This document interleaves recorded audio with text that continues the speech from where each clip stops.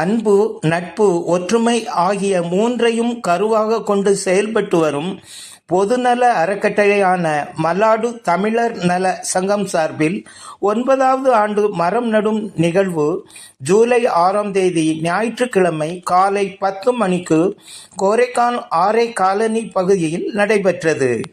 மல்லாடு தமிழர் நலசங்க நிறுவனர் தலைவர் லே. பாஸ்கரன் தலைமையில் நடைபெற்ற இந்நிகழ்ச்சியில் கோரைக்கான் கிழக்கு பகுதி யூனிட் நம்பர் 16இல் உள்ள மாநகராட்சி மருத்துவமனை வளாகத்திலும் மாநகராட்சி பள்ளி வளாகத்திலும் மரக்கன்றுகள் நடப்பட்டது.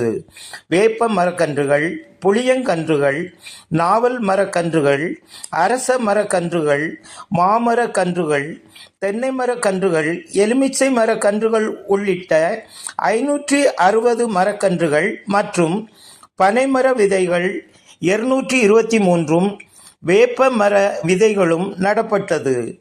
இந்நிகழ்வில் மல்லாடு தமிழர் நலசங்க நிர்வாகிகளும் உறுப்பினர்களும் ஆரை காலனி பகுதியைச் சேர்ந்த முக்கிய பிரமுகர்கள், பொதுச் சேவையில் நாங்கள் குரூப் தலைவி ஜெயஸ்மேரி, பொதுச் செயலாளர் ஜோய்சன், துணை செயலாளர் கிரீஷ்குமார், பொருளாளர் கோபி மற்றும் உறுப்பினர்கள் குகன்ராஜ், சிவகுமார், ராமச்சந்திரன், பெரியசாமி உள்ளிட்ட பலர் கலந்து கொண்டு மரக்கன்றுகளை நட்டனர்.